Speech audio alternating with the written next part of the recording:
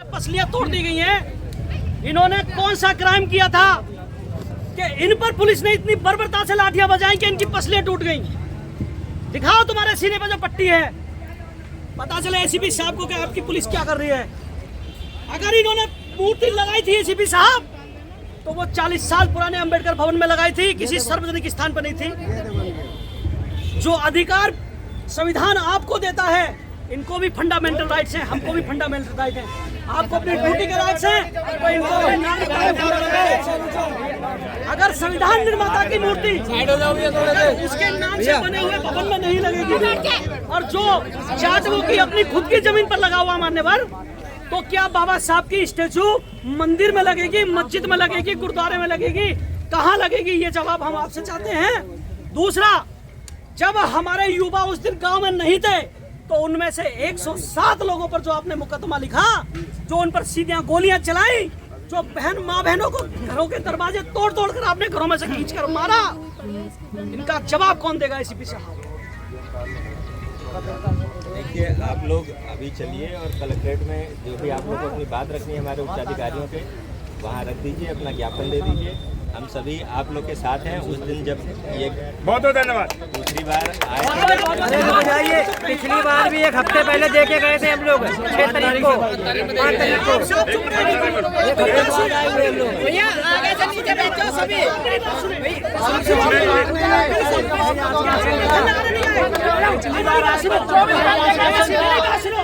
ACP साहब खड़े, अगर हमारी बात बुरी है तो हमें लग जाए गोली चलाएं।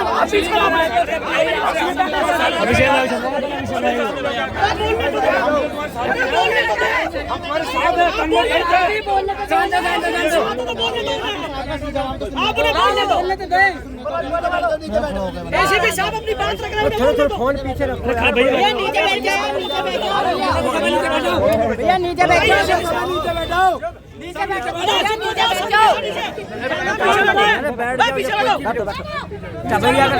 भाई सोशल मीडिया नहीं पहुंचेगी जब अच्छी बताएं मान्यवर। बाबा साहब संविधान के निर्माता हैं। संविधान के तहत कानून बने हैं, उसमें ही सरकार की तरफ से जो कानून है मूर्ति बनाने का, मूर्ति रखने का एक जो है शासनादेश, उसके अनुसार ही महापुरुषों की मूर्ति लगाने की अनुमति दी जा सकती है। और उसके अतिरिक्त हम नियम से बंधे हुए हैं। उसके उस अनुमति के अलावा मूर्ति लगाने की अनुमति प्रशासन द्वारा नहीं दी जा सकती। मान्यवर, जो मंदिर इसमें थानों में बन रहे हैं, चौरायों पर दिन पर दिन मंदिर बन रहे हैं, उनकी परमिशन है प्रशासन के पास? पार्कों में जो सार्वजनिक स्थानों पर मंदिर बन रहे हैं, मस्जिदें बन रही हैं, गुरुद्वारे बन रहे हैं, या अन्य लोगों के वो लग रहे हैं, स्टेचू लग रहे हैं, क्या उनकी परमिशन है? क्या मैं ये पूछना चाहता हूँ, अभी हमारे भारत में जो जिस तरीके से हमारी सरकार चल रही है, प्रभु श्री राम के ऊपर उनका मंदिर बना है, भव्य मंदिर, जो सुप्रीम कोर्ट के आदेशों के अनुसार बना है, जो इतनी बड़ी प्रतिमा लगाई गई है, क्या उसकी परमिशन किसी से ली गई है मान्यवर? देखिए, जो बाबा साहब की प्रतिमा लगाने के लिए ली जाएगी, हम प्रकरण से संबंधित यहाँ बात करेंगे। महापुरुषों की मूर्ति लगाने का जियो है, वो जियो की कॉपी मैं आपको दे दूंगा। महापुरुषों की प्रतिमा और उसके अतिरिक्त जो प्रतिमाओं या मंदिरों की बात है, वो प्रशासन जब हमको अनुमति कहता है तब हम उसको अलाउ कर पाते हैं। पुलिस का काम मूर्तियां लगवाना या ना लगवाना नहीं है, लेकिन हमारा काम है नियमों का पालन कराना। जियो के अनुसार कितनी बार परमिशन दी ही नहीं।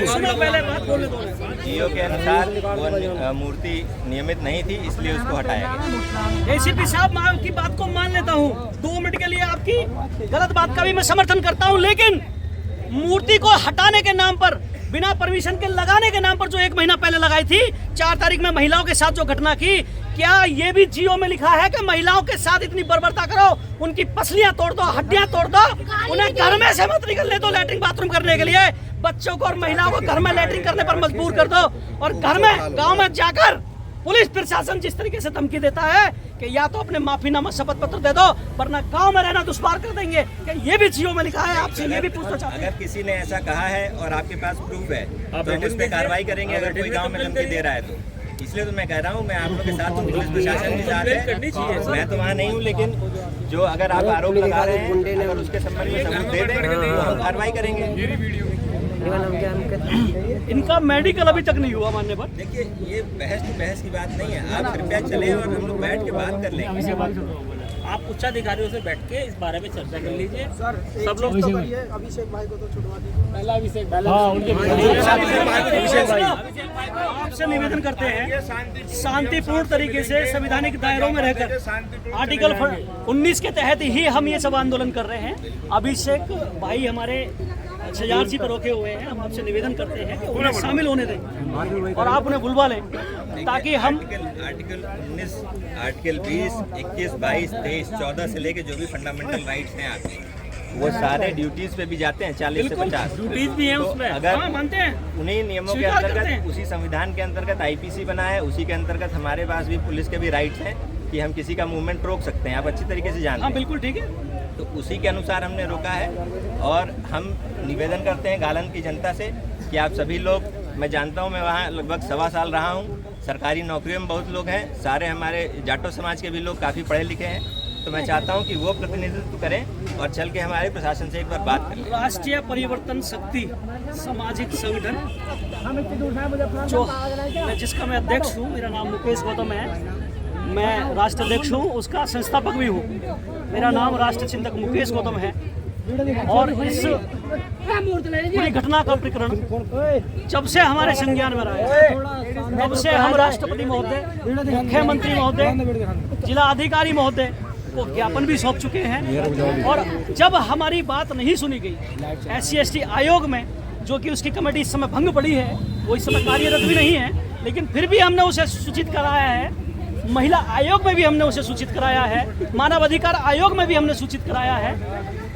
आज जो शांतिपूर्ण तरीके से ये हमारा धरना प्रदर्शन हो रहा है, हमारी सिर्फ 2 मांगे हैं। एक तो जो 107 निर्दोष लोगों पर मुकदमा पंजीकृत किया गया है, जिसमें 35 लोग नाम दर्ज हैं और 11 लोगों को जेल भेजा गया है, 72 लोग उसमें अज्ञात हैं।